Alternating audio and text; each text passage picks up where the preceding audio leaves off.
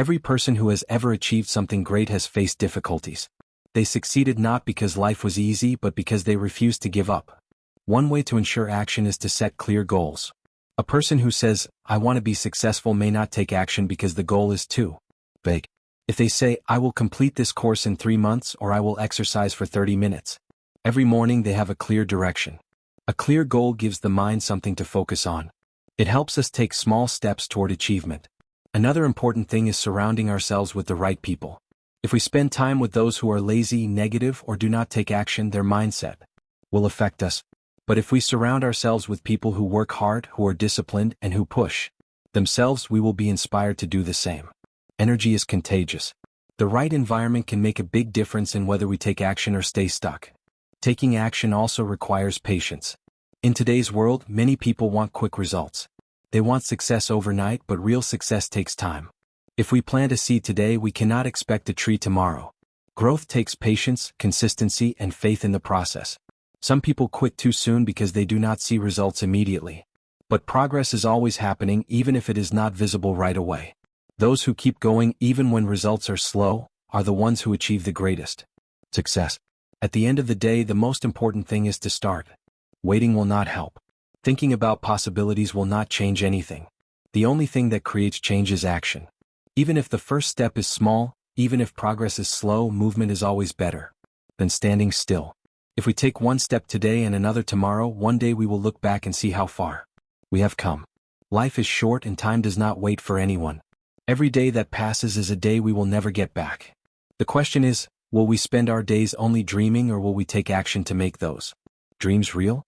The choice is ours. Waiting for motivation is something many people do.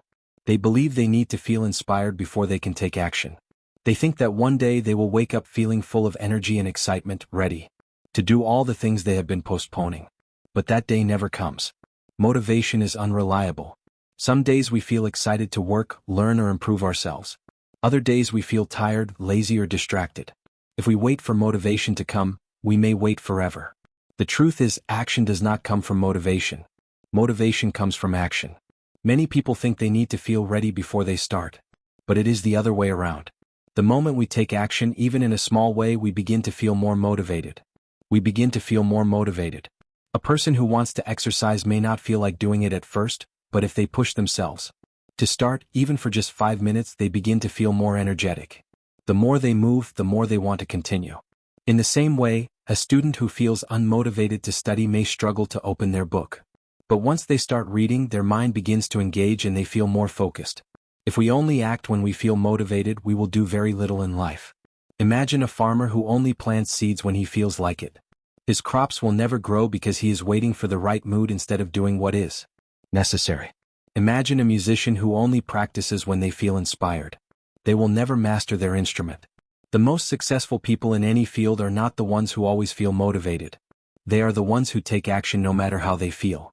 One of the biggest problems with waiting for motivation is that feelings change all the time. One moment we may feel excited about a goal. The next moment we may feel discouraged or lazy. If we let our emotions control our actions, we will never be consistent. Discipline is the key. Discipline means doing what needs to be done even when we do not feel like it. If we rely on motivation, we may go to the gym once or twice and then stop.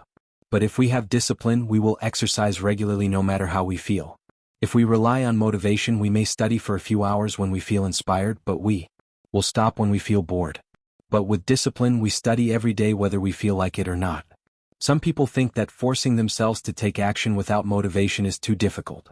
But it is actually easier in the long run. When we make decisions based on feelings, we waste a lot of time.